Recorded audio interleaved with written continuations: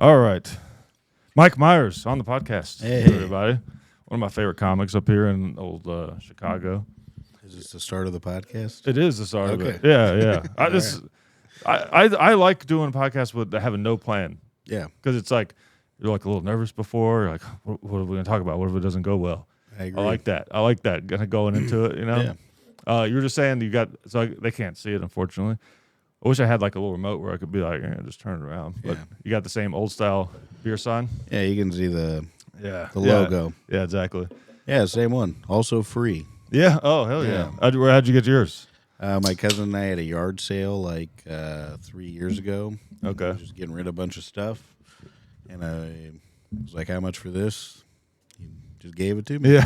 So, Nice. Yep. Yeah, I just found mine when I moved in here. Yeah. Those are cool. Because I moved to Chicago like a year or so ago, and I've learned pretty quickly like the cool bars are when they have the big old style sign. Oh, yeah. Usually out front. Yeah, there's one down here that you don't see two of them where they have Yeah. the Zimne Piwo, which is like, I think it's Polish, Oh, okay.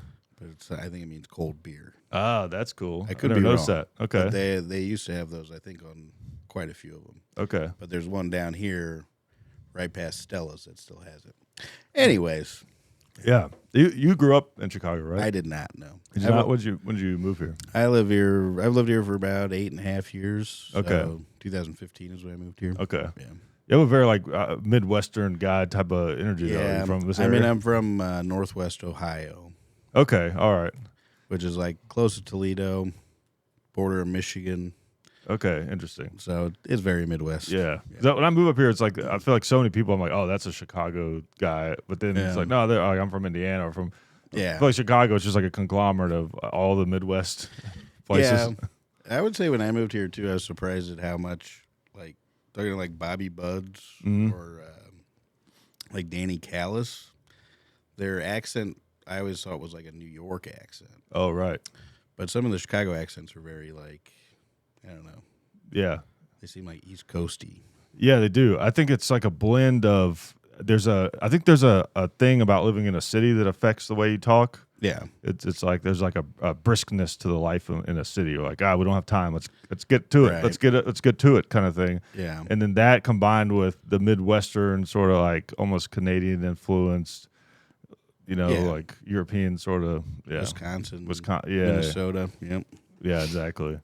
I remember being in Minneapolis one time years ago, and there was this like mother yelling for her kid, and her kid's name was Luke, and she was like, Luke. Just the way she said it, I was like, Jesus Christ.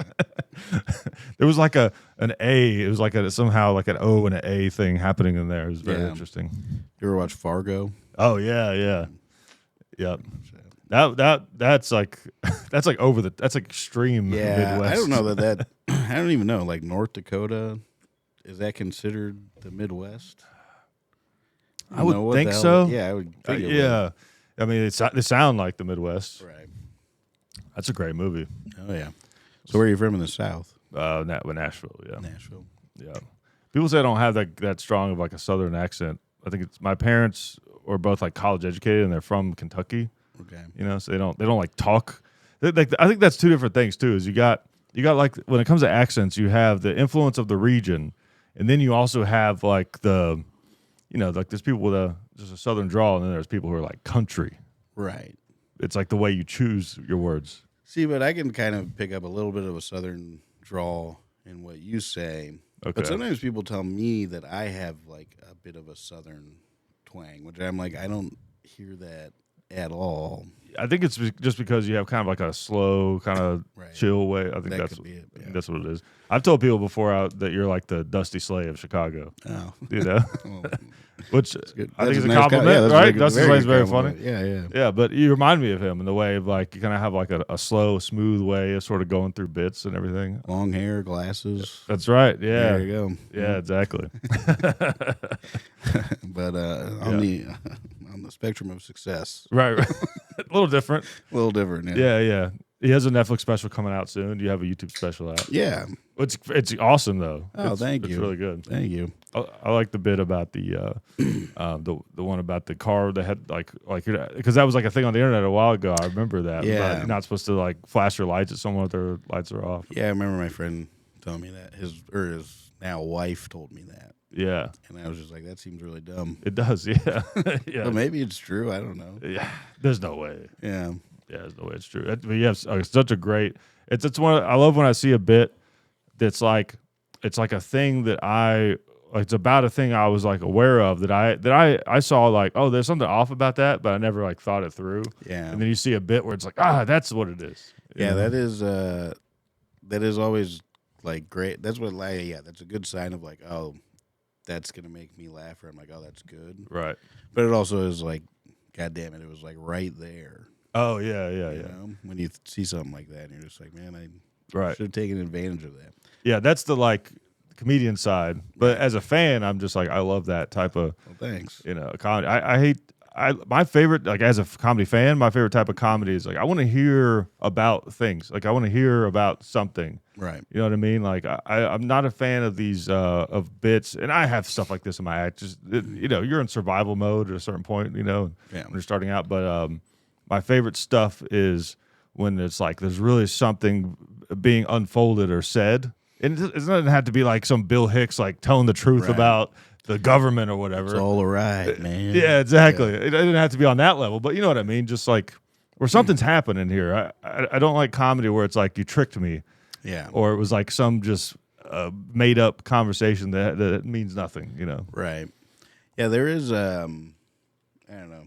I always feel like the best stuff is the stuff that you kind of know that the person has lived that. Right, absolutely. Sometimes you can see stuff and you're like, that didn't happen. Right. Yeah, exactly. And then people are laughing there. I'm like, do you guys not detect the bullshit that is going on right here? But, yeah, exactly.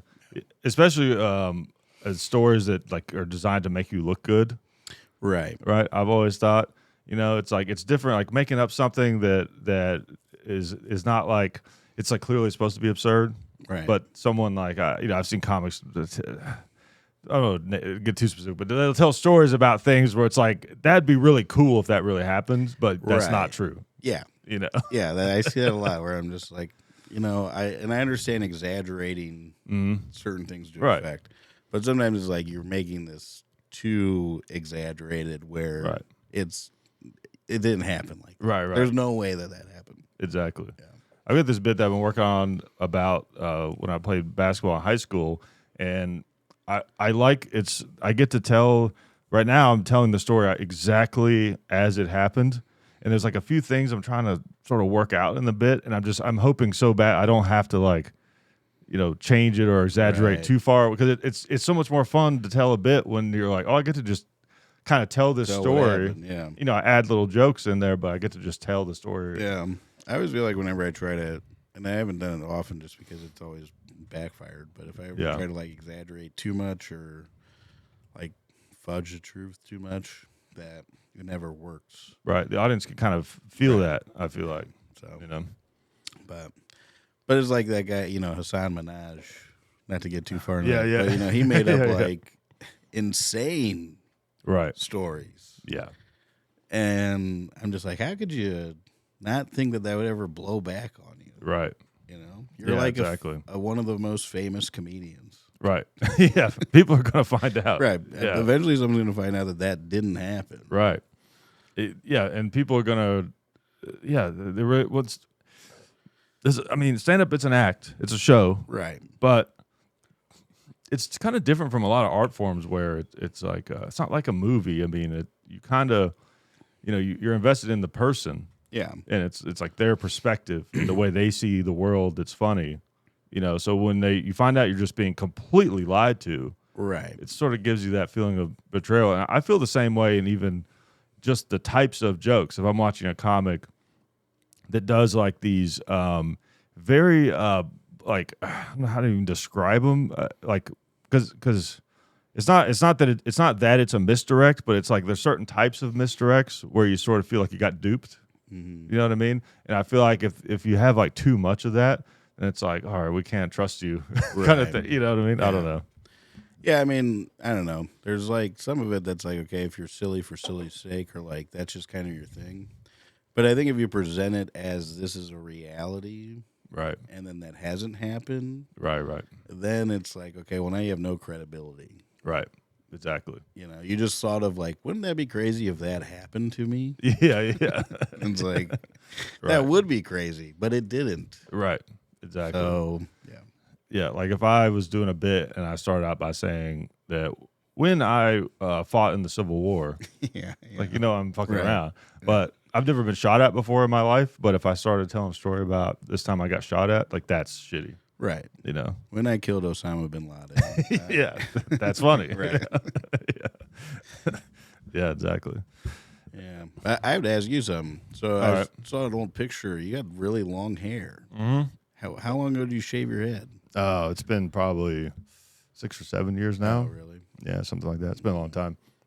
I had long hair like 2 different times in my life. I was in college. I grew it out, and then I got a job working security, and they wouldn't let me do that, so I had to shave it off again. And then when I stopped doing that, I grew it back out. Where'd you work security? I did. I worked at this like kind of like rough apartment complex for a little while, and then I also did like nightclubs, like in the parking lot and stuff. Did like armed security. Oh, shit. It was fun. I mean, I'm glad I don't have to do it now. Yeah. You ever do that? You ever do that kind of work? I mean, I was like a teacher in a school for kids with like severe behavior, Okay, so kind of the same thing. and they would not, and the whole thing was like they probably have been removed from a public school, Okay. and then they would come to our school, and our thing was that we wouldn't send them home. Oh, interesting. So there would be some just wild shit that would happen there. I bet. And then you just have to be like, well, we're going to keep going. Yeah. So here we go. Just pull out switchblades. Right. Yeah. Like, be quiet, Tony. And he's like carving something on his desk with a switchblade. Yeah. I got stabbed in the leg with a pencil once. Oh, there. jeez. That was fun.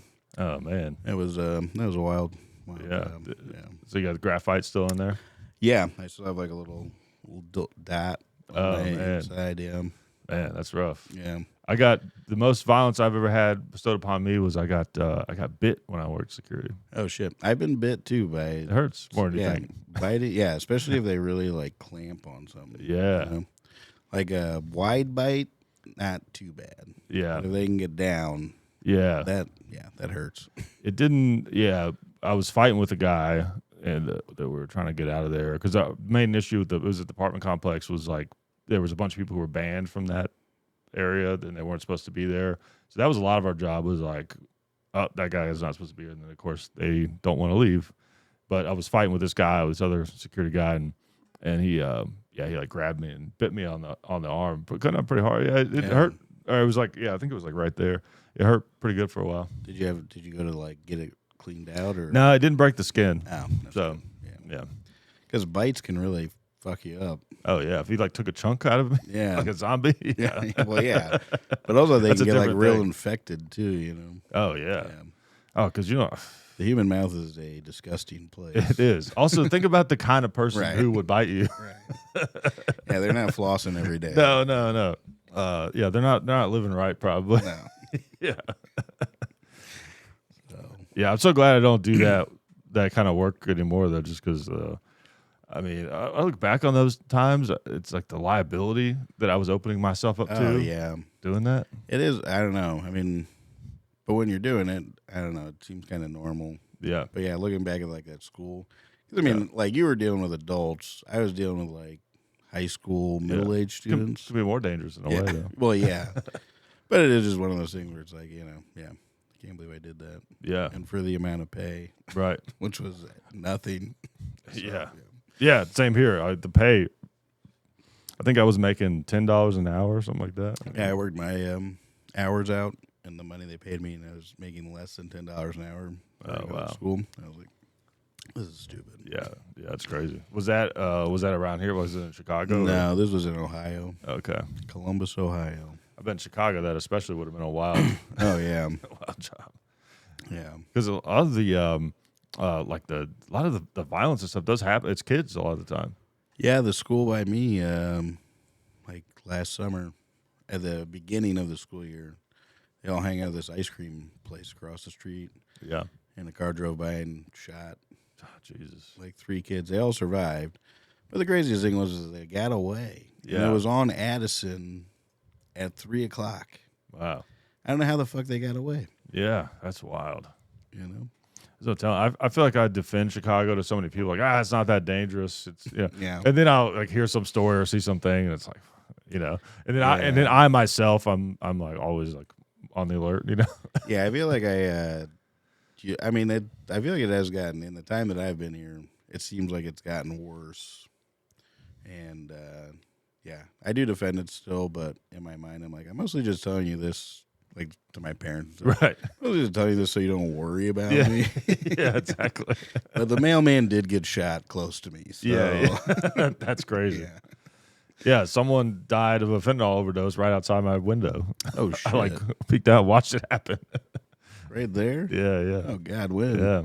This was like about a month ago. Holy shit. It was a car crash. It was like a fentanyl overdose while she was driving, and it wrecked her car into the cars parked on my street. Holy and shit. Luckily, mine wasn't parked out there. It was further down. And Did she just, like, crawled out of the car? Well, I didn't see that part. I mean, I peeked out. I first peeked out and didn't really see anything when I heard the bang, and then I waited and I peeked out. And I saw ambulances and stuff, and I peeked out, and I was getting like a very narrow window of like what was happening, but I did see her on the street, like right in the kind of in the gutter, and they were like trying to get her to like be responsive, and she was just like her mouth was gaping open and stuff. Oh my God! So I assume, I mean, they could have Narcaned her maybe and could have survived, but it didn't look. It looked like that she was already gone. Yeah, but it's dangerous out there. Yeah. Prayers for her. Yeah. If you're listening to this. Yeah, exactly. She's like one of the listeners. What the hell? Yeah. That was your place? Right. I was fine. Yeah. I was tired. If I would have known, I would have come and say I'm a fan. Yeah, exactly. Yeah, it's crazy. How many people are dying from that stuff? Oh yeah, it's awful. I don't know. There was a party I know in L.A. I think like a year ago. There's a bunch of comics that did you hear about that were doing coke, and like half of them died or something. That's so weird to me too. It's like the exact opposite: coke and fentanyl. Oh right. I don't really understand why they're putting it in cocaine. Yeah, I don't fully understand that either. I guess it's an accident. Yeah, like where they're doing it, they're also that could be making whatever fake pills or different things like that. I've heard something that's killed a lot of people is they'll make like whatever fake oxys or whatever it is. Either they stamp it where it looks just like the legitimate pill. Fentanyl. Right, it's got fentanyl in it, and then they will put it in a bottle that looks like a prescription bottle, or was at one point, and sell it that way, so it looks legit. And and if they don't measure it right, you're fucked. Oh man, I just wish we need to get back to the drug dealers that were straightforward. Yeah, exactly. Those guys with a good moral compass. Yeah, the good old days. Yeah. Yeah, it really has, I think, ruined cocaine, fentanyl. Yeah. Yeah, which I mean, I guess it's probably for the best. Yeah, maybe. But yeah, something I've always thought was ironic was like people. It's like I feel like there's a hypocrisy there. There's a lot of people who will do cocaine knowing that they could die from fentanyl, but then they're also the ones like screaming about like wear your seatbelt and like all that kind of stuff. Yeah, I mean, everybody likes to tell other people what to do, right? When it doesn't affect what they do. Exactly. I'll be like smoking a cigar on the sidewalk, and they're like, right? Then they're going and doing coke with fentanyl in it. Yeah. So that's I don't smoke cigarettes. I smoke cigars, like kind of occasionally, and but I think that's when America started going downhill. Is when when they banned smoking in bars. Yeah, I think it was that was like 2007.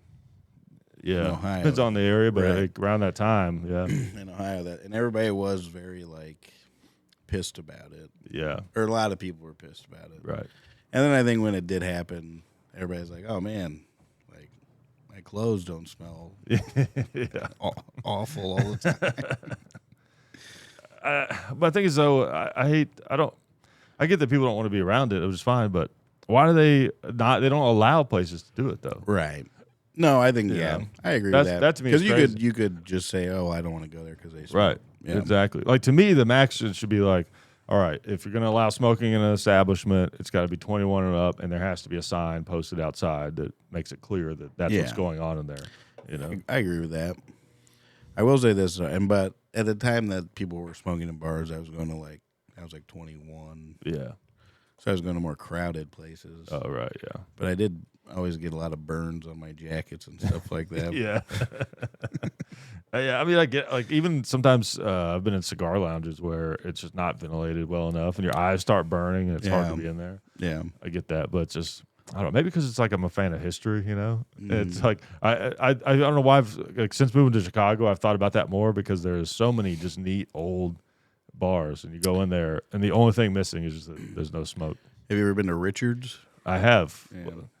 And it has nothing to do with what we were just saying. Right. Oh, yeah.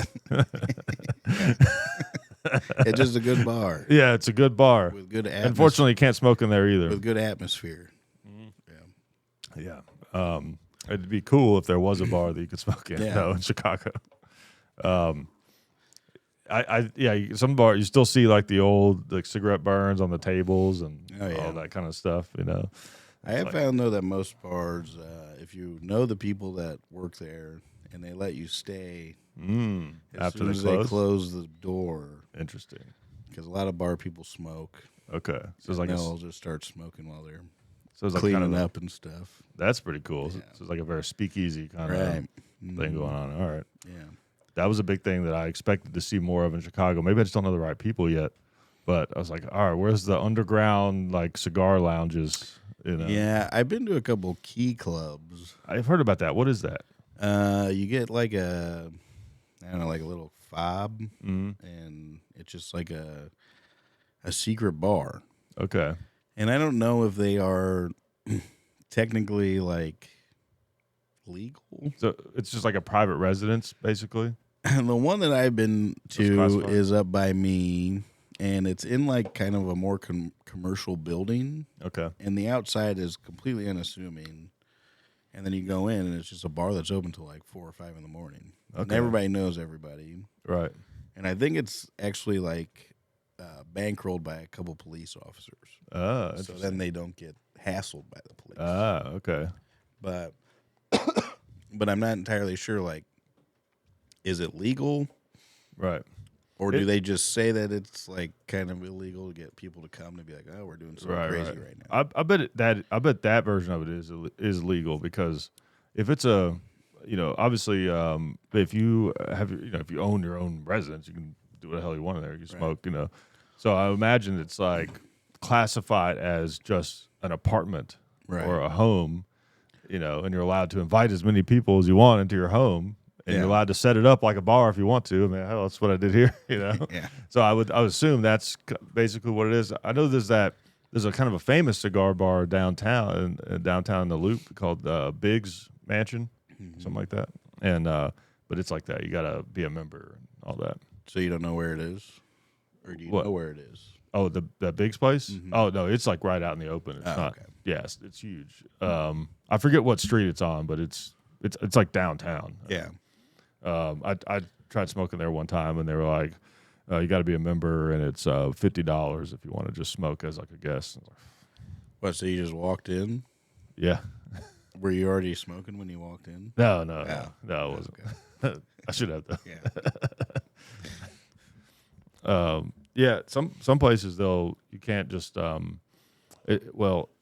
the cigar bars will get upset if you just walk in there smoking if you don't buy something. Oh, okay. You know, man, $50 to smoke a cigar. I know it's not worth that. Yeah, it's not worth that. How much is a membership though? I don't know. I'm not sure. Sometimes they're pretty expensive. I mean, they're kind of like there's a very like country club golf kind of thing where they almost want it to be expensive just to keep certain people out. Right. And do you have to be recommended by a member? Possibly. It's like being in the Masons or something. Yeah. You gotta like sacrifice a goat. Yeah. Oh man. Yeah, I never really got into cigars. My uncle smokes them. Yeah. And I usually smoke one on Thanksgiving. Nice. But then I just found out, I was like, man, my mouth just tastes like it for days. And Yeah. I don't know. Smoking enough of them, then you can't taste anything. So that's true. I'm more of a weed guy. Yeah. Legal up here now. It's cool. There's a smoke lounge out in Mundelein that you can just smoke. Really interesting. And I was helping run a comedy show there, like a monthly show. Okay. And the stoned audiences are the worst. I can imagine. They are not fun. They don't audibly laugh. Yeah. And they can't follow longer bits. But then afterwards, they'll come up and be like, that was great. And right. you're just like, really? Because that was one of the worst things I've ever done. Yeah. I feel like, it's like if you're stoned, things are funnier, but not stand up. No. Because you kind of have to follow it. And it also is like, things are funnier if you're like sitting with people that you know. Oh, true. And you're all just it's like an intimate thing. Right. But when you're sitting with a bunch of strangers and you're like, and these people are like astronomically high. Like they're doing dabs at a like giant, like, I don't know, like the most expensive glass pieces because the dispensary bought them, Yeah.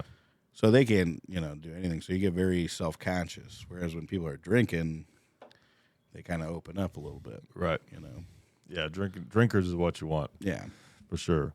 I've noticed, I'm sure you've done shows at hookah lounges also. I think Those are brutal. Yeah. Similar things. Like people are just kind of chill. They're laid back. They're also very spread out. They're preoccupied with the hookah, where they're doing stuff with it or whatever. They got their own little table, conversation going or something, Yeah, the first time I did a stone show was in Colorado, and there were 3 people at the show that all came separate of one another. Yeah. So they all just sat at this like bar and got really high, and then they're like, "Hey, we're doing a comedy show." So they all just kind of like meandered over and sat in separate corners of the room on just like really comfortable couches. Yeah. It was maybe the worst show I've ever done. Oh, wow. And we didn't even get paid, I don't think. They just gave us like weed. Damn. I was like, yeah.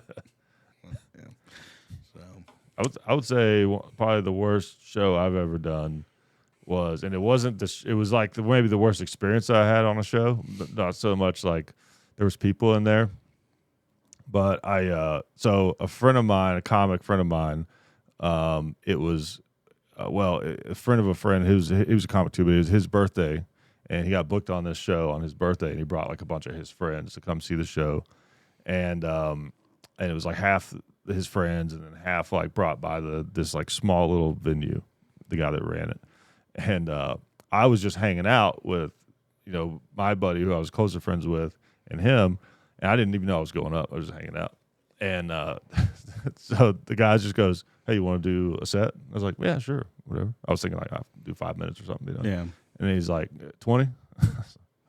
All right. It was like years ago, like I was like, I had 20, but like not like just all right, I'll just do 20, a real quick 20. Like I would have really had to like think about it kind of ahead of time.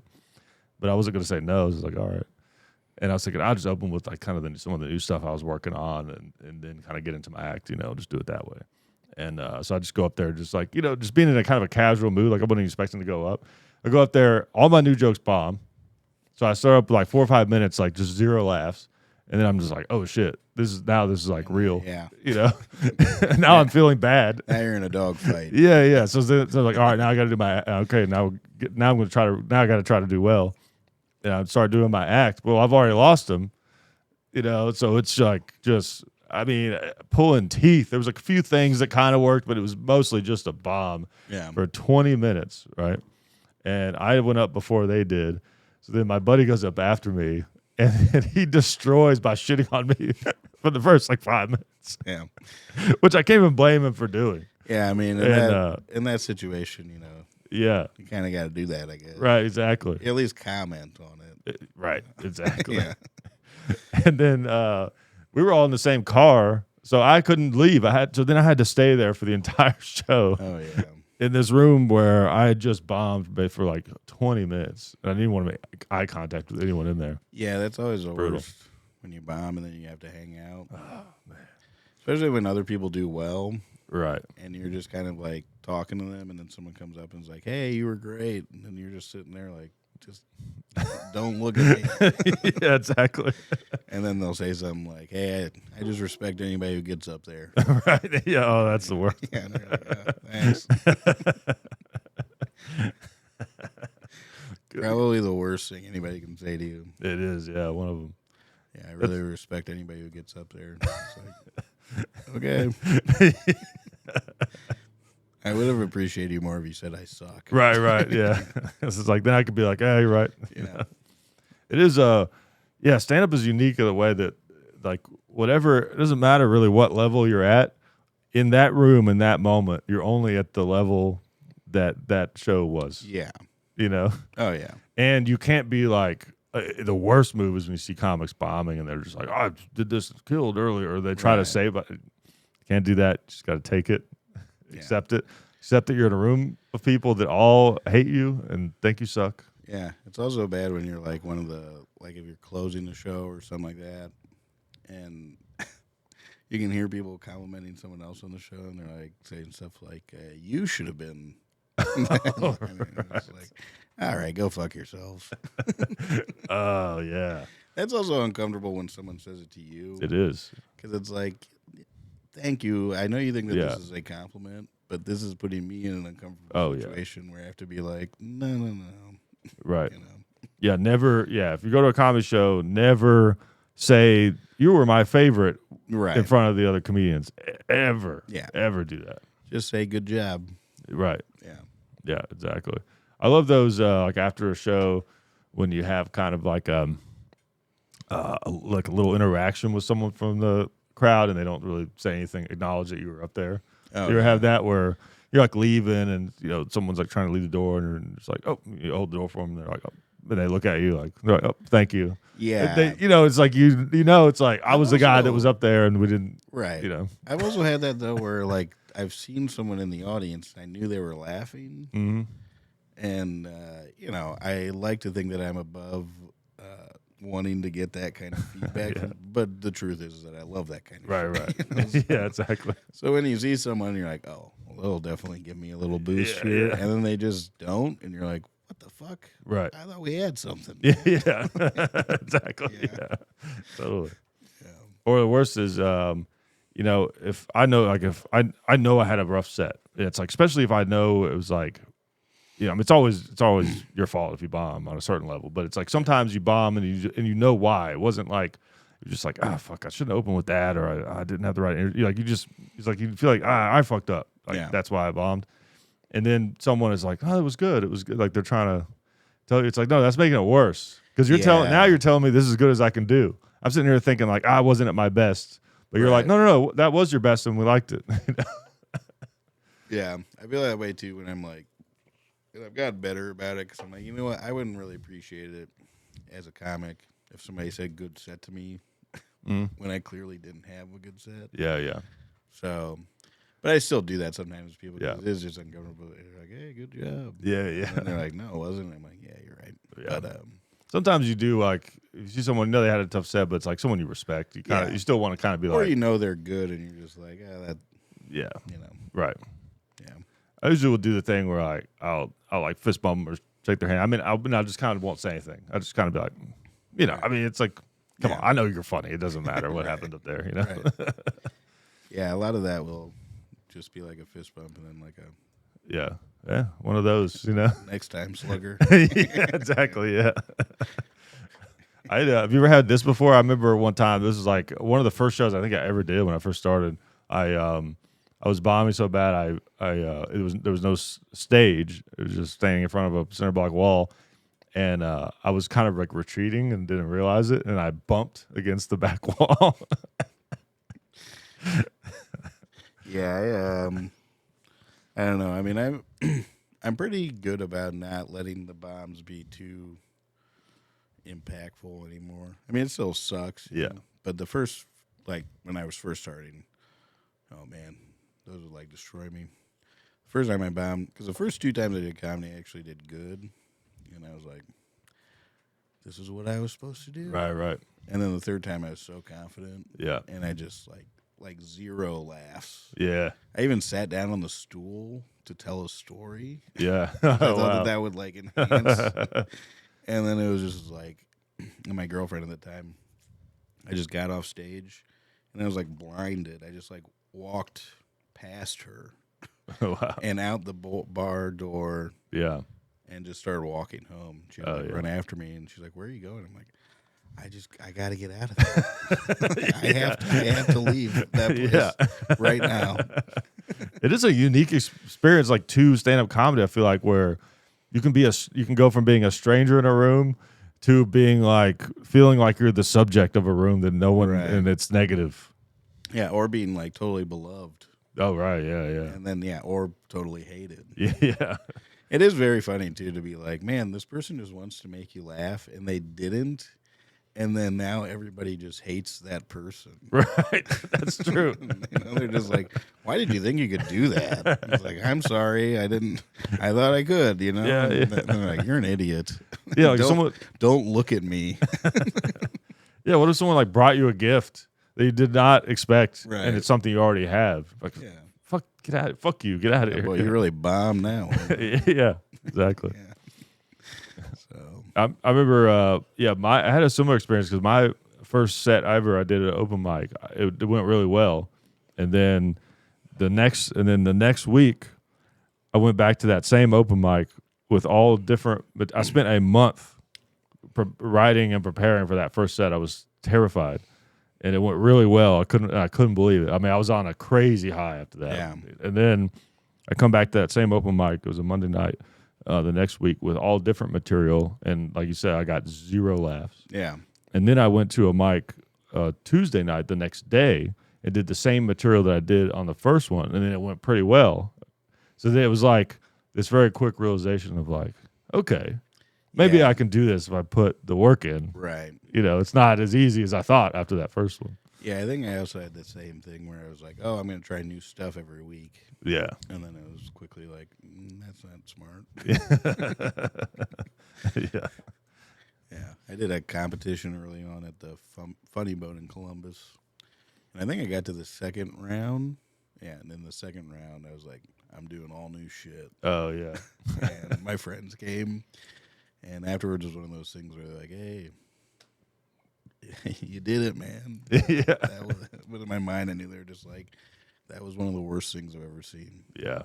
That was embarrassing. Oh, man. And what's the deal with like people that will come see you, I feel like, when you first start? Yeah. And then after that, once you actually start getting better, then they're not interested anymore. Yeah.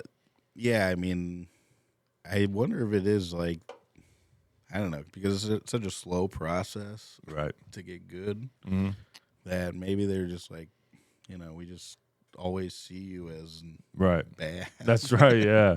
And maybe if we take like 6 years off of seeing you and see you again, we'll be like, wow, look at the growth. Right, yeah. But it's like in real time. They're like, I can't see in real time. Right, yeah. So. Yeah, that's the thing I think a lot of people don't fully appreciate is how long it can take. Oh yeah, to make it. I mean, a lot of these guys that have been blowing up more recently, like even Dusty or Sam Talent, like these guys have been doing it for like almost 20 years already. Yeah, they've been around forever. Yeah, I mean, it's really rare that I mean, it happens. Yeah, it does. Yeah. Especially now, I feel like it's more rare. I mean, obviously, I wasn't around like before 2011. Yeah, doing stand-up, but like. Before, maybe I feel like maybe younger. If you were younger, it was easier to get stuff for sure. But now it's like it's old. People get older and stuff happens because it just takes so long. Right. So, I don't know if there's just so many people or so much access to it. I don't know. Yeah, I think there's so much stand up happening, and there's something about like if someone is young and pretty funny, like they're more likely to take a chance on you. I think. Yeah. Because there's this kind of a misconception. I think that. Oh, if they're already this good and they're only 22, imagine how good they'll be later. It's like that. I don't think that really works that way. Right. And sometimes that can be like detrimental to get, too much too early. Yeah, it can. Because then when you don't have it, right. Well, it's like, Jeff Asmus has a great story. His story arc is a great version of that where, he got JFL. Oh yeah, Right, like 4 years in or that. something like that, and then he kind of crashed and burned, but then he refused to give up, and then now he's doing great. It's really funny because I remember he had just moved to Chicago, I think, or been here for a little bit, and I had also just moved when he got JFL. And I remember that review that lady wrote, which was hilarious to me because it was like she liked all these people, and then she maybe wrote like one sentence, and then she hated Jeff and wrote like an entire paragraph on him, which I was just like, and it was all mean shit, but I'm like, but you put all the spotlight on Jeff. Right. And then Jeff, I thought at the time, turned it around really well and like kind of like used it as like, yeah. But yeah, now he's just fucking incredible. Doing it great. Yeah. I think that's where you get some of the best stand-ups, I think, is like the comics who, kind of been beat down by the industry, but they stick in there because they truly want to do it. They want to do it, yeah. Yeah, and I don't know, nobody likes somebody that everything goes well. Right, especially in comedy, they want the person to be like... It's going to be funny if you've been through some shit. Right. Yeah. I love that, like, you put out a YouTube special. I think with all the bad things about, the stand-up in the industry right now with, which by bad things I kind of mean like people who aren't ready, just like blowing up on the internet, and they're basically like brand new open micer level comics, but they're headlining clubs everywhere. Yeah, but they got like 1 million followers. Exactly. Yeah. Like to me, that's like the dark side of the internet and how it relates to stand up. But the positive side is like your special is incredible, and you can just put it out on YouTube. Yeah, and it's gonna grow because it's good. Thanks, man. From what I've seen, whenever a comic, there's 1 million YouTube specials out there, but you know what? I've gone through and watched like a ton of them, and so many of them are bad. Yeah, because people, they weren't ready. They just jumped the gun, which is easy to do because all comics were all a little bit delusional, and it's easy to let that get carried away and just be like, yeah, I'm ready to put it out there. But you put out a good one, it grows, and you have a great one. I think. Thanks, man. Yeah, I think. Well, I also think it's like one of those things now where everybody, in order to do comedy and do it in bigger places and do like bigger shows, you have to like be putting out all this content, or at least that's the perception. I guess. So then, people feel like, oh, if I don't have a special out, then I'm gonna fall behind. Right. I'm like, well, yeah, but then if you put something out and it sucks, then yeah, people lose interest. That's then your representation of you. Right. And if it's not good, then because that's out there forever. Exactly. Yeah. And a special is not like a clip. Yeah. You could put out a clip, and like if I saw a clip, someone stand up and it wasn't great, I'm not going to necessarily think they're bad. Right. Maybe that joke didn't quite hit me or whatever. Or they're just putting something out to feed the algorithm gods. Yeah, exactly. Yeah. But a special, it's like, oh, okay, this is your presentation to the world. This is who I am as a stand-up comedian. This is what you have been working on for most likely years. Exactly. And if it sucks, yeah. I'm also just surprised, and I'm not trying to talk shit or be specific about anybody. Right. But the amount of shit that I see online that just has no resemblance of a joke. Right. Yeah. And no punchline. It just is like, rambling. Right. And then it gets like people to like, and I'm like, how the fuck is this happening? Am I just like perceiving everything differently than everybody else, or no? I think you're right, because that's the weird thing about whereas like the internet, whereas it's like so I've seen like people they're saying something halfway interesting, but it's not a joke, right? And people are interested in that thing, or they just agree with it. So then they think they perceive that as like, oh, this is I liked this thing. Mm-hmm. It's like no, it's bad stand up. Yeah, it's a good thing to just turn on a camera and say sure, right? But it's bad stand up. Yeah, yeah. I don't. This is a very strange time to do stand up. It is, and I don't know. I mean, I think all that kind of stuff is here to stay, but eventually it's got to evolve somehow, get like whittled down into people just be like, you know what, I would rather do something good as opposed to like seeing it all the time, right? Because there are a lot of comics now that I used to like, and because I've only been on Instagram for like a year and a half, and when I first got on, I was like, okay. I only got on because Zadie's put up a clip of mine, and then I like kind of blew up a little bit. But unfortunately, I wasn't on Instagram at the time, so I'm not tagged in the thing. Oh, damn. Whatever. But then I started like following more people, and there were comics that I used to really like that now I see every day, and I just can't stand them anymore. Right. Yeah. Because then you start to see their whole like. Some people are just like a formula. Right. Exactly. And you're like, oh man. Or you just are like, oh, this person is just not even a person. They're just like a comedy robot. Totally. Totally. Like they haven't lived a genuine life moment for a while outside of just trying to think of like, how can I put this into this and this and make this a joke? Right. No, I totally agree. They're like an AI generator of comedy where it's like, there's none of you behind this. Right. And it's kind of like what I was talking about before with like those certain type of misdirects where you just feel duped. It just feels like just some sort of concoction where you're just like, oh, I say this and it makes you think this, and then I pull the rug out from under you. Right. And it's like, all right.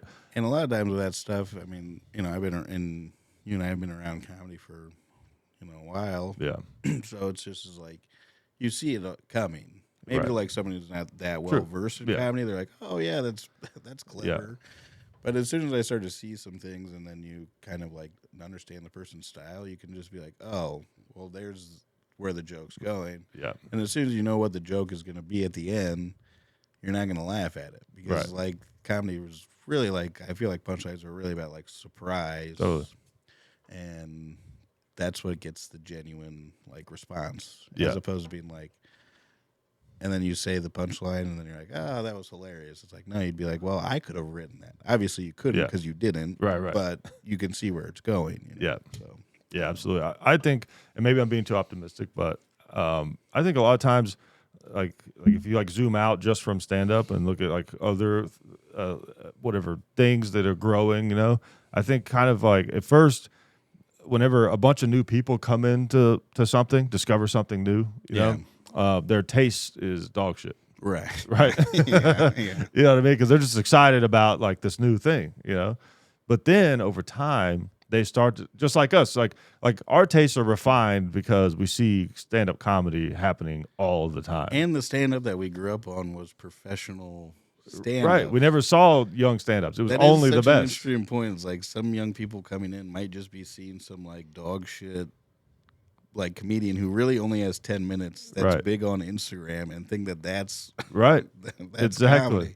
Whereas like Mitch Hedberg, David Tell, Patricia, like those were the comedians that I was introduced to for comedy. Right. Or introduced comedy to me, I should say. You're seeing a completed work by the time you're seeing it. Right.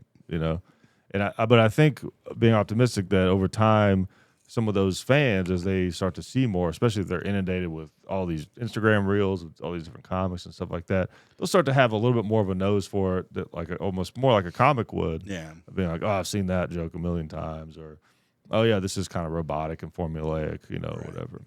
Or that's all personality, Or just like if you've been around comedy long enough, you hear people, and it's like not that you think, I'm like, I don't think this person stole that joke, but they should be aware that there is a joke. This joke has been made by someone before them that was like famous for doing. Yeah. Like I forget which special this was. It was on an HBO special, and the guy did a Bill Hicks joke. Wow. And it was in the preview for it. And then I was like, how did HBO not even catch that? Yeah, crazy. Like it was almost word for word. Yeah. The Bill Hicks joke, and I was just like, that's insane to me that nobody caught that. Yeah. And then they also used it for the promotion. Yeah. Because I would have thought Bill Hicks would have done stuff with HBO back. I mean, obviously they're not like encyclopedias of everything they've aired, but I will say though, it like I'll tell a story on myself. So like with comedy, there's so many jokes being written. There's so many comedians. You can't know about every joke, so it does happen. Yeah. But big ones like that, it's like, come on. But I mean, like I'm saying more just like if they're gonna air it, you would think someone would go and be like, okay, well, this is the problem with this one. We got to edit that out. I think when I look at I think there's a difference between like accidentally having parallel thinking, and then there's certain jokes where it's like if you're paying attention to comedy at all, you should know that you can't do that because either that's like such a famous joke, Right. or it's such a common joke, Right. you know. So I had a joke, and you've seen me do this joke that I unfortunately found out was a Hannibal Burst joke. Oh, really? Yeah, and it was like the most humiliating way to find out too. It was the worst. So like, You were opening for Hannibal Burst. I was, and then he closed with it. No. Yeah. All right, so I was doing. Yeah, you closed with it. He opened with it. Yeah, exactly. Yeah.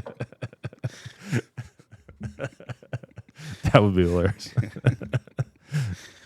I will say before I tell the story, I will say I saw Dave Chappelle at the United Center in Chicago, and he had like 4 or 5 different openers. He had a bunch of openers, and 3 of them all had jokes about the same things. They all had jokes about the billionaire submarine and that viral video with the chair. Oh, yeah. You know, they were slightly different, but it's like you guys didn't communicate. Like you guys Right. doing all this. It was really you could feel the audience even be like, "What the hell?" By the Or you especially by didn't the third. watch the person in front of you and be like, Right. okay, I'm going to adjust my set. You guys are on the road together and you don't Right. know. Like, Yeah. stuff like that is strange. But so, anyways, so I had this joke. It's that one about the fly on the wall. Good. So the joke is, so I wrote the initial part of that joke when I like pretty soon after I first started comedy. I've been doing it about 8 years now. I would say I probably wrote it like maybe 6 or 7 years ago. I was only a year or so in, and I did it for a little while then. And then recently I was going back through some old notes and I came across that and I was like, oh yeah, I forgot about that. And so I took it and kind of like rewrote it, freshened it up. And then I'm going to call out Dale on this. Dale gave me a tag for it, right? So then I'm doing the joke. I'm doing the tag that Dale gave me. Dale McPeak has been on the podcast before. They know. They know Dale. Shout out to Dale City. Yeah, exactly. I'm calling him out right here on the podcast. And and so I was doing a joke and it was going pretty well. And I was like about to text him, but hey, that tag you gave me has been working really well, And so I do the joke at a mic, and it does the best that it's ever done, right? So at least I got a nice send off before I can never say it again. Yeah. And then this guy in the audience, just some kid, couldn't have been 18 or 19, right? I don't even. Maybe he's a comic. I don't know. I've never seen him before. He came up to me. He's like, "Hey, good set. I got some bad news." I was like, "All right." I'm thinking, "Oh, this is gonna be some bullshit." And he's like, "That fly on the wall joke. That's a Hannibal Burst joke." I was like, "What?" And so mine was the way I did mine was I got a friend who's a history buff, and he was like, "I wish I could be a fly on the wall for when the Declaration of Independence was signed." And it's like, if that's your wish, why not just be a guy who's allowed in the room, right? That's how I did mine. And he was like, "Yeah, Hannibal Burst. His joke goes, why do you want to be a fly on the wall? Why not just a guy? Why didn't just someone that people respect?"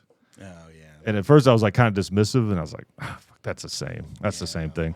But then I was still like kind of hanging on to it, I was like, maybe not. I got to find this bit. Who the fuck is this guy? Who's this guy? I got to find this bit. Who knows what this guy's talking about? And so as soon as I leave the mic, right after my set, I go in my car before I even drive home. I'm like trying to find the bit. I go on YouTube, and I can't find it on YouTube. Looking at Hannibal Burst sets, and then I Google it, and it brings up this old article on Standup Reddit, and I see this photo that was posted of like some comic I'd never seen before, like holding the mic, and then it was like text of his joke, right? And then there was replies under it, and they were saying his was a fly on the wall joke too, but it was like very different from really the Hannibal one. But people were saying like that's a Hannibal Burst joke, and then someone was explaining what Hannibal Burst's joke was, and like sure enough, it was almost exactly like mine. Mm-hmm. Even the tag was the same. Did you ever find out like what it was on? Was it on one of his early specials? So this is the part that really got me, because I'm thinking like I wrote that joke initially like years ago, so I'm thinking like maybe I might have he did it after me probably. Yeah. So I look at the timestamp on the on that post in the Reddit. It was 10 years ago. Oh, yeah. I was like, son of a bitch. So RIP that joke, but that happens, Yeah. And parallel thought is like, yeah, of course. And you do your best to be original, but I've had that happen before. It's funny, the times it's happened to me, it's always comedians I don't like, which is weird to me. I'm not a big Hannibal guy. I'm not a big Bert Kreischer guy, but I had one of his jokes. I had this joke where I was like, whenever I do gun jokes, I always assume I'm pretty safe because it's not, a lot because I have a specific knowledge about guns. And I assume most people are not a lot of comedians that really know guns. So I assume I'm pretty safe when I do jokes about that. But my joke was like, I have a flashlight on my gun because it spices things up when I tell ghost stories, And I posted it online, and someone was like, "That's a Bert Kreischer joke." I was like, "No way." And I was like, and then a guy, he told me what special, and I was like, "All right." And I went and had to watch a Bert Kreischer special, and that was the worst part of it. Yeah. And then it was like, let me guess, he had his shirt off. He did have his shirt off. I mean, the way he did it was like mine was like just a setup punch joke. His was like this long story, and it wasn't. He did an act out where he has this long story about getting a flashlight on his gun and he's like flashing around like in the trash can with raccoons, and he just has this act out where he like points it at himself and goes like that, And it's like, all right, yeah, it's the same idea. Yeah. But one time I had somebody try to tell me this like in a kind of derogatory way. And on the special, I have that snickerdoodle joke. It was about a dog. It's like about a dog that I have lunch with, and he keeps saying abortion's murder. And someone came up and they're like, "That's like the best Norm Macdonald joke I've never heard." And they tried to say it in like a real snarky way, and I was like, "Dude, that's like a huge compliment." Yeah, thank you. Yeah, it is. Thank you. Yeah. Dude, I had a friend that got accused of doing Norm. It's like people think anyone who talks kind of slow it's like doing Norm. Yeah. No. Or you do like I don't know. Yeah. But I was like, okay, I'm not. Yeah, whatever. But it was just like, oh yeah, you mean like one of the best comedians of all time? Right, exactly. Who didn't do that joke? Right. But you could see him writing that joke. Yeah. Wow, what a compliment. Right. So technically, you're better than Norm Macdonald. Right. Yeah. He never thought of it, Yeah. Yeah. Put that on the record. Yeah, exactly. Yeah. Michael Myers is better than Norm Macdonald. Oh yeah. Yeah, but you can't. It's annoying. It's I mean, there have been actual joke thieves. There are joke thieves. Oh yeah. They're out there.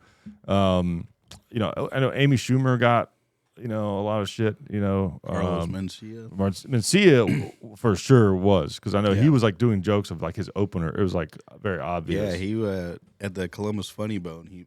I think this was like right after Joe Rogan and him, or Joe Rogan called him out. Yeah. So he's kind of on the decline, right? Because people were kind of like, fuck that guy after that. And but he was at the Funny Bone in Columbus, and he would sit in the back on New Talent Night. Apparently, when he was there. And my buddy was like, who was kind of working the club at the time, was like, I wasn't doing any of my like good material because people told me that he like steals shit from people. Wow. So, yeah, it's scary. Yeah. On a certain level, if you can be stolen from, it's like, you're not finding your voice, I'd say that. But still, though, I mean, it's frustrating. It's so frustrating. Like Robin Williams used to be a known joke thief, but apparently, if he did someone's joke, he would just get like a check in the mail for like $1,000, and he'd be like, "Sorry about that." Just kind of like, yeah. Which I guess is. I've heard with him, he was doing so much riffing, right? That sometimes he would accidentally, And then someone would be like, "Hey, you did that," and he'd be like, "Oh," and then he'd like give you a check for something. Yeah. That's not. I mean, that's the thing. If it's truly an accident, right? It's fine. Yeah. It's just going to happen. Yeah. I mean, honestly, like any comedian, if we had like a database we could put our entire acts into, and it could cross-reference every open micer joke and just every stand-up joke that's ever been told in the last 50 years, right? They might all pop up on there. Yeah, it is funny when people are like really, unless like if you call someone out and they don't rectify it and you're like in the right. If you call someone out and you're a dick, it's like, dude, you can't think that your thoughts are that original. No, yeah. Exactly. I hate to tell you, but you're really not that. Right. That forward thinking. Yeah, exactly. Yeah. There's almost no such thing as an original thought in some ways. Yeah. I mean, yeah. It's like human beings were like this very slow, gradual filter of information and knowledge. Yeah. Mm-hmm. now we're getting into the real shit. Yeah. Did you know that human beings evolved from monkeys who ate mushrooms? Yeah. And now it's a real podcast. Yeah, I want to be that comedian. Yeah, that guy. It's funny. like I love Bill Hicks, but he kind of killed like that type of comedy. You know, I feel like if you try to be like I'm the truth teller guy, and I know how things are. It's like, there's just too many people now too that are just like, I don't know, trying to. I think it's better when you're like, you kind of admit that you don't know anything, right? As opposed to trying to be like, I'm an authority on all this shit. Exactly. Yeah. Because I kind of feel like that's how Chappelle's. I mean, who am I to criticize Dave Chappelle? But yeah. You know, I feel like that's kind of why he's dropped off. Yep. It's just because he's gotten a little too into the like, let me tell you how it is. Exactly. As opposed to like, I'll tell you how it is, but also be really funny about it too. Right. Yeah, so. I think he's because when I saw him at the United Center, like, you know, he talks about a lot of that, you know, and stuff, and he's very aware of it. He's very self-aware. That's one thing about Dave. You know, I kind of think what happened was the not the most recent special, but the one before, he made some trans jokes just because he was like, I'm just going to talk about this because I'm trying to be funny, whatever. Right. And then there was a bunch of backlash, and then he got too in his like ego about it. And he was like, all right, now I'm really going to tell you what you think. And then I think he kind of realized like, that wasn't good. Yeah. You know, and I'm curious to see, you know, he was like clearly working on stuff too when I saw him, but it'd be interesting to see what his next special is. But I bet it's good. Did he talk about any of that? He did. A ton. I don't want to like give it away, but yeah, he did. He talked about it a lot. I'll tell you something that was my first and only time seeing him.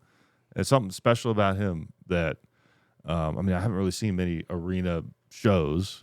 I don't think I've ever seen an arena comedy show. I've seen 3. I saw the second run of the Blue Collar Comedy Tour. It was everyone but Ron White, which is the one I would have loved to see, you know, unfortunately. The best one. Yeah, exactly. I saw that when I was like a kid, and then I saw Louis C.K. in 2017 before the fall. Okay. And then Dave Chappelle. I guess those are the only ones. I did see Louis at the Chicago Theater right before. Okay, but that's a theater, not a arena. But yeah, I've never been to an arena.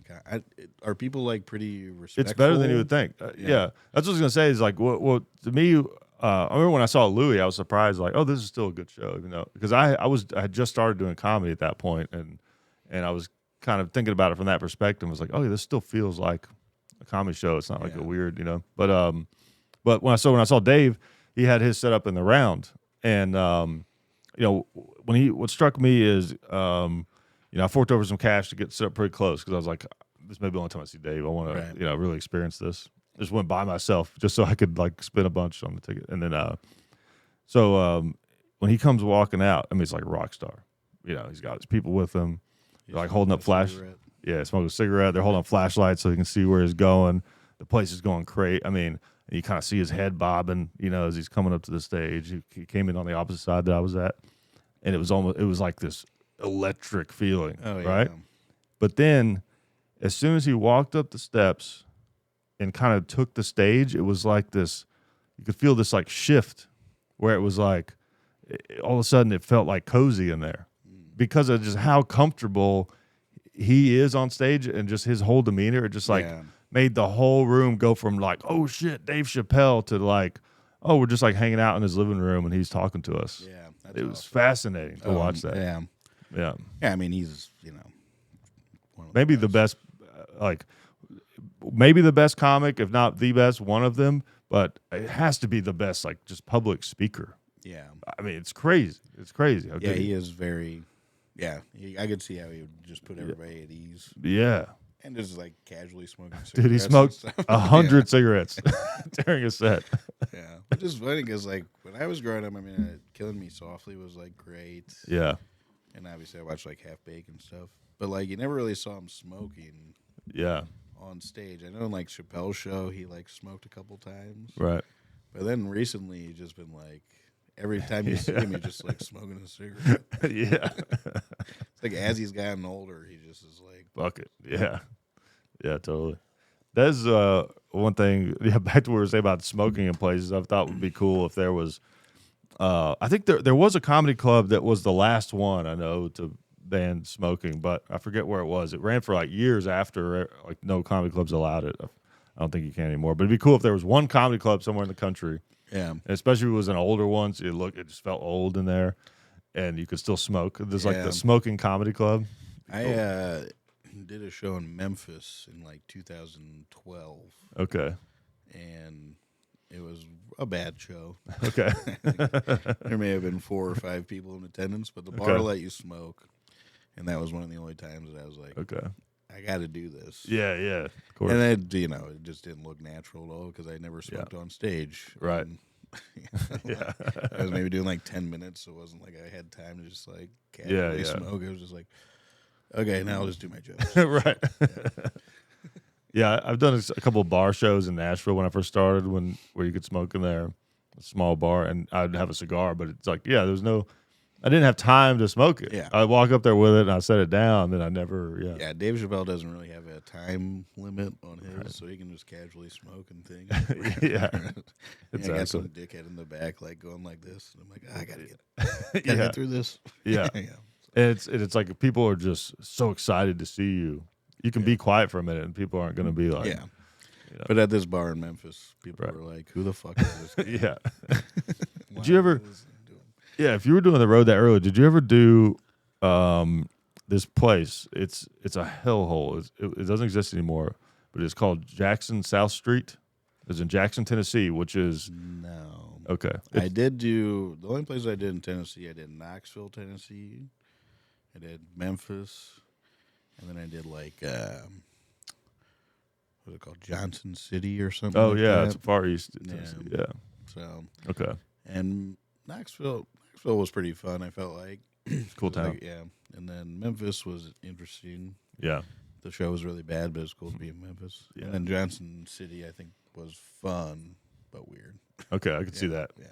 But, you get way up out there in the Appalachia. It's different. Yeah. Tennessee is an interesting state because it's so many. Because it's so long, it spans across so many areas. It's like so many different cultures and states within one. Yeah, that was one thing I didn't really realize because I was driving at the time. It was me and like 2 other guys. I think we drove from Knoxville to Memphis, or no, Memphis. I forget where it was. Maybe Memphis to Johnson City. Okay. And I just didn't realize how fucking long that state is. Yeah. We drove through the night. I was like, wait, this is like a 6-hour drive? Yeah. So it was like driving across Texas. Yeah. It's nuts. Which Texas, as long, like, I think the drive from Dallas to El Paso, I believe, is 9 hours. But I think, the terrain is obviously vastly different, but as far as the city itself, Dallas versus El Paso, to me, it's different, but it's not as different of a feel as Memphis to Knoxville. Yeah. I think. Yeah. Knoxville's like a college town too. Mm-hmm. So yeah. But yeah. And the accent is even different out there. There's like an East Tennessee accent and it's very, very distinctive. You start to notice it around like Cookeville, Tennessee, which is Tennessee's weirdly bracketed because you got like Nashville in the middle, Memphis and Knoxville basically on the edges, and then in between Nashville and Memphis you got Jackson, and in between Nashville and Knoxville you got Cookeville. But once you start to get Cookeville or kind of past, they start dragging out their eyes. Where they'll be like, "Not, it's not night anymore. It's not night." Yeah, stuff like that. And where are you from? Middle Tennessee. Okay. Yeah. And is that more? Yeah, I don't know. Neighbor Gotsey. Oh yeah. Yeah, he was born and raised. Okay. So he has. Mine is. Like I said, I think my accent's a little bit skewed by my parents being from Kentucky. Oh yeah. So I've got just like a flavor of both. But I would say, as far as people would know, that's maybe more famous. Like Neighbor Gotsey has the most to me, like just purely Middle Tennessee accent. I think. Yeah. He's great. You ever meet him or see him? I've never met him, but he's one of my favorite comics to watch. Yeah, he's very funny. He's very, I don't know, the way he says things, and like presents them are very, just good. Yeah, he has my favorite special of his is that Comedy Central one. You seen that one? Yeah, I've seen most of them. Okay. I don't remember most of them specifically, but like a lot of times, his stuff will just pop up. Yeah. And I'll be reminded of a joke and be like, oh, yeah, that was a great joke. Yeah, his the way he writes, it's like he just like glides through these ideas. Yeah. It's almost like hard to even understand what. I mean, it's very interesting. His writing is very unique, and because it's not really. That's like somebody that would be hard to replicate. Yeah. Steal from. Right. Because he'd be like, well, yeah, you can't really say it right. the way that he says it. So totally. The humor would be not there. I don't know. Yeah, that reminds me of a thought that I had. That, to your point about the comics, they're kind of very formulaic, you know. And it's something I like about you that you don't do this. I've noticed there's a lot of comics who, so like obviously when you're telling a joke, timing is obviously super important, right? Yeah. But some comics they put the timing. If you think of like a bit as like a physical thing, their timing is on the surface.